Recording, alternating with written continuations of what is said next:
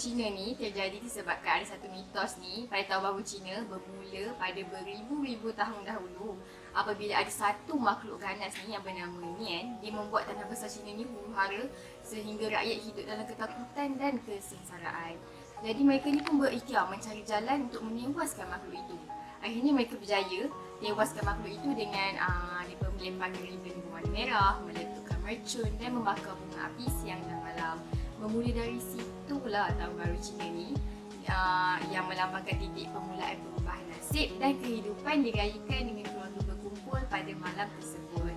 Dan juga selalunya pada malam raya Cina ni kita akan dengar mereka membakar bunga api, dan kali itu juga mereka memakai pakaian yang berwarna merah pada setiap kali Tahun Baru Cina. Okey, untuk tarikh perayaan Cina ni mereka akan mengikut kalender Cina pada setiap awal tahun pada bulan 1 lah macam tu. Okey, hidangan wajib bagi setiap kali Tahun Baru Cina ada banyak. Jadi saya akan senaraikan 5 hidangan wajib. Okey, yang pertama adalah kuih bakul yang bermaksud Nian Gao. Mereka percaya jika mereka memakan kuih bakul ini akan ada peningkatan dalam hidup mereka. Seterusnya adalah ikan yang bermaksud lebihan. Mereka percaya jika mereka memakan ikan pada setiap hujung tahun mereka akan ada lebihan perkara yang positif akan berlaku. Seterusnya yang ketiga adalah buah bertuah. Buah bertuah untuk masyarakat Cina seperti kita tahu adalah limau yang berbentuk bulat dan berwarna keemasan yang membawa maksud kemewahan. Kemudian yang keempat adalah ladu Cina. Masyarakat Cina percaya bahawa jika mereka makan ladu Cina itu secara dalam kuantiti yang banyak, mereka akan dapat banyak lebihan wang untuk hidup mereka. Yang terakhir adalah mi panjang yang dikaitkan dengan umur yang panjang jika mereka memakannya. Amalan yang perlu ada semasa Tahun Baru Cina. Yang pertama, hangpao, dalam bahasa Mandarin, hongpao. Hongpao ini diedarkan sepanjang sambutan Tahun Baru Cina oleh pasangan suami isteri atau orang tua kepada muda-mudi yang belum berkahwin. Menurut orang Cina, hongpao ini sentiasa mengandungi wang sama ada 2 ataupun 100 ringgit. Jumlah wang dalam angpau sepatutnya bermula bukan berakhir dengan angka genap, kerana angka ganjil dikaitkan dengan wang tunai yang ditukarkan dalam upacara pengemumian. Oleh sebab angka 4 dianggap membawa sial kerana perkataan untuk 4 sama bunyi dengan mati, maka wang dalam hangpau tak boleh berjumlah 4 ringgit. Sementara itu, angka 8 dianggap bertuah kerana sama bunyi dengan kaya. Kadang-kadang shilling coklat dimasukkan dalam angpau.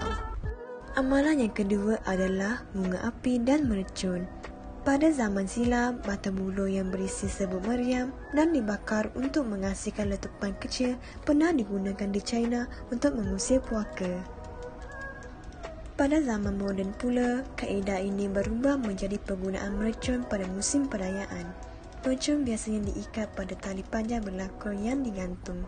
Setiap batang mercun digulungkan dalam kertas merah kerana warna merah itu bertuah dan berisi serbuk meriam dalam terasnya.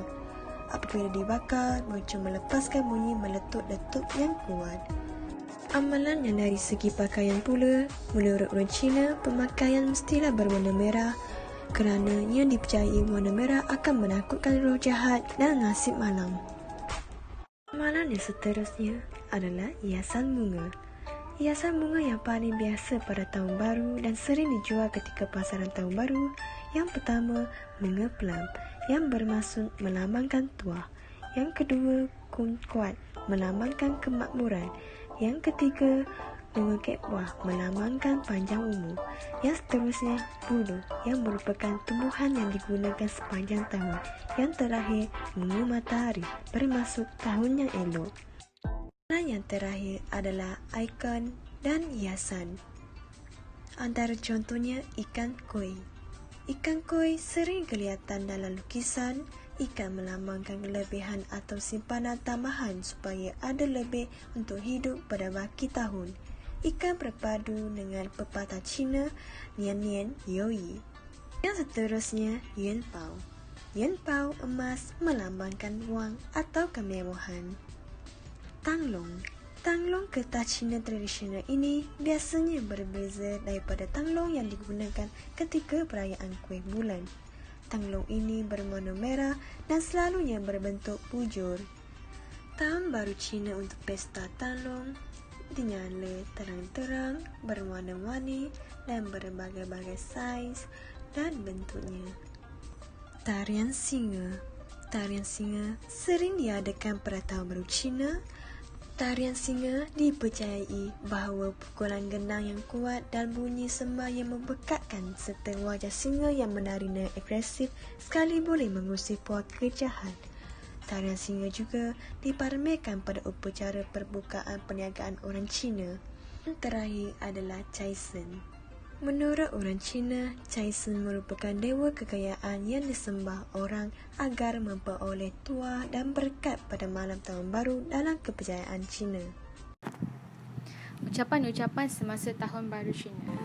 Antara ucapan yang sering kita dengar semasa Tahun Baru Cina ialah pertama, Qin Nian Kuai Le, yang bermaksud Selamat Tahun Baru. Ucapan ini merupakan ucapan wajib yang digunakan semasa Tahun Baru. Ucapan ini juga merupakan contemporary yang mencerminkan pengaruh barat, iaitu Happy New Year. Namun, di utara China, ucapan yang digunakan ialah Guo Nian Hao, yang bermaksud dapat hidup dalam keadaan baik. Ucapan ini merupakan ucapan tradisi yang boleh digunakan pada hari pertama hingga hari kelima tahun baru. Selain itu, ucapan lain yang digunakan ialah Gong Si Fa Chai, yang bermaksud semoga dimurahkan rezeki. Dan itu, ucapan lain yang digunakan juga ialah Ta Ji Dali, yang bermaksud semoga diberikan kejayaan dan murah rezeki.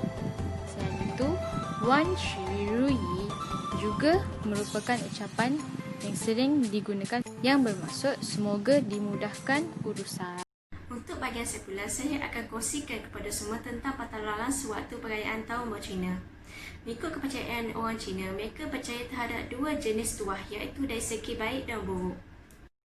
Bagi tuah baik, mereka percaya apabila mereka menjalankan pembersihan rumah di setiap sudut sebagai persediaan mengalu-alukan kedatangan Tahun Baru Cina, dapat menghalau nasib malang yang menimpa pada tahun yang lalu dan digantikan yang baik pada masa akan datang.